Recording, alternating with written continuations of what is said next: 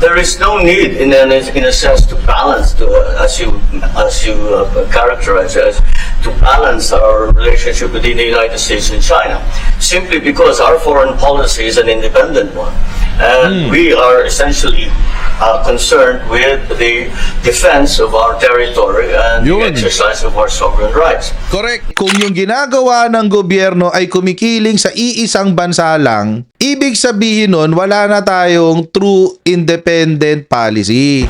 Alam nyo mga kababayan, kung ang sukatan ng independent foreign policy ay ang pagkiling sa isang bansa, walang ibang kinilingan si Rodrigo Duterte maliban sa China. China lang malakas. I love Xi Jinping. I need China more than anyone else. Baka nakakalimutan nyo yung sinabi ng tatay niya. Nag-meeting na, nagpulong na si PBBM at saka si Donald Trump tungkol doon sa trip. Before pa sila mag-usap tungkol sa tariff. Before pa yan. So, panoorin natin kasi may nakita akong post. Sabi doon ni Mark Lopez, first throw daw si PBBM sa press conference ni Donald Trump. Ganun talaga eh. Anong gagawin mo? Di ba? Ikaw nga, wala eh. At siya na front row, ikaw nga, wala eh. You're not even there. Patawa talaga si Mark Lopez. Komedyante talaga to eh. Maliban sa nakukuryente, nagpapatawa. Mahaba yung press briefing. Mga nasa 30 plus minutes eh. Pero kinuha ko lang yung parte ng sasalita si PBBM, syempre. Ang pake ko yung sa Pilipinas lang, yung related sa Pilipinas. So kinuha ko lang yung part na yun. Panoorin lang natin yan. Ayan, ito, ayan. We're going to be talking about trade. We're going to be talking about war and peace. They're a very important nation militarily, and we've had some great drills lately. We're back with them. I think I can say that the last administration was not getting along with them too well. They didn't get along with anybody. They didn't know.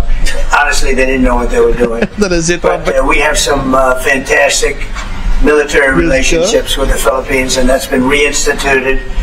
And Pete, I would say that you couldn't be happier, right, with the relationship. Great partners. So I just want to say it's an honor to have you. We're going to talk about trade today, and we're very close to finishing a trade deal, big trade deal actually. And we do a lot of business with you. It's a lot of income coming in for both groups. But I was surprised to see the kind of numbers. They're very big. And in the billions of dollars, guys. What we're doing and what we're proposing. Actually, mga kababayan, nagulat din ako nung medyo ni-research. Konti lang naman. High level research. Doon sa trade balance ng Pilipinas tsaka Amerika. Ang laki mga kababayan pala ng trade balance Actually, may trade imbalance pa nga. Mas malaki yung pinapasok. Mas malaki yung ini-import ng Amerika sa Pilipinas kaysa yung ini-export nila sa atin din sa Pilipinas. Kaya pala to si Trump. Kaya pala to nag 19%. Kasi ang laki mga kababayan. May trade deficit ang Amerika sa Pilipinas na around $5 billion. Ang laki! Kaya maski siya nagulat. May pinakamalaking trade imbalance. Tayo ang Pilipinas, may pinakamalaking trade imbalance ay between Philippines and China. Mas marami tayong ini-import from China kesa sa ini-export, binibili ng China sa atin. Kaya kalokohan yung sinasabi ni Harry Roque na ang biggest trading partner natin is si China. Kabubuhan yun mga kababayan. Kalokohan talaga yun. Kasi walang halos ini-import sa atin si China. Si US ang may malaking import sa Pilipinas. Trade deficit nga ng $5 billion eh. Wala pa yung OFW remittances. We must remember that the United States is our only treaty partner in the Philippines, and that has stood us in good stead over the years, certainly through the Second World War, and the cultural memory of all Filipinos, down to even the school children, is that our strongest, closest, most reliable ally has always been the United States. That is something that we value, that we are grateful for, and that we will continue to foster as we go on. With the leadership of President Trump, I am very confident that we will be able to achieve that. I think it is worthwhile to remember that it was President Trump who, in his first term, characterized the relationship between the Philippines and the United States as ironclad. And that has been necessarily the case since that time that you made that statement, sir. And it is something that the Philippines will always hold close to its heart. Na-imagine nyo ba si Sarah, mga kababayan, na nagsasalita ng ganyan? Parang, sa sobrang bobo ni Sarah, hindi niya kaya yung mga ganitong klase conversations, guys. Oo. Preposterous nga lang, hindi ma-pronounce eh. There is no need, in a sense, to balance, as you characterize it, to balance our relationship between the United States and China, simply because our foreign policy is an independent one, and we are essentially concerned with the defense of our territory and the Yun. exercise of our sovereign rights. Correct. Now, Huli mo, full BBM. whether we do this not alone, we need to do this with our partners. And again, our strongest partner has always been the United States. But of course, we are trying to form coalitions and multilateral relations so that those like-minded nations who share the same values as we do, who hew to international law, most specifically the UNCLOS,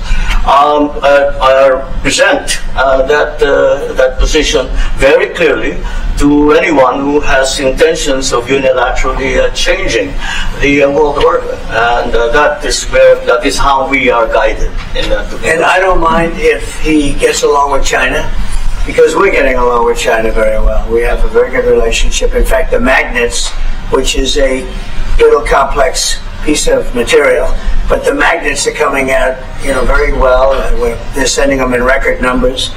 We're getting along with China very well, and I don't mind if the president dealt with China, if that's meant, because I think he has to do what's right for his country. I've always said, make the Philippines great again. Do whatever you need to do, but you're dealing with China wouldn't bother me at all.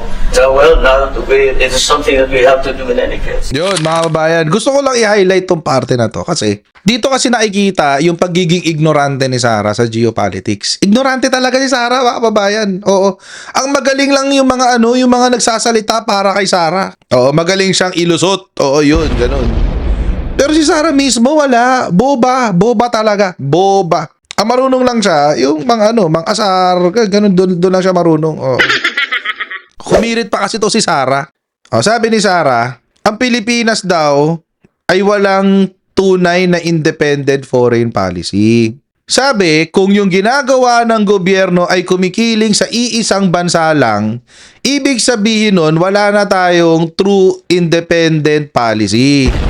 Oo. O di ibalik mo yan sa tatay mo. Anak ng tipaklong talaga Sara Duterte. Alam niyo mga kababayan, kung ang sukatan ng independent foreign policy ay ang pagkiling sa isang bansa, walang ibang kinilingan si Rodrigo Duterte maliban sa China. China lang malakas. I love Xi Jinping. I need China more than anyone else. Baka nakakalimutan niyo yung sinabi ng tatay niya. Imagine mga kababayan, sa sobrang in love si Rodrigo Duterte sa China, sinabi niya mismo sa harapan ng Chinese, sa harap ng Chinese diplomats, Chinese military, sa harap mismo ng presidente ng China si Xi Jinping, make us your province. Kundi ba naman si Raulo yung matanda? Saan ka nakakita ng gano'n?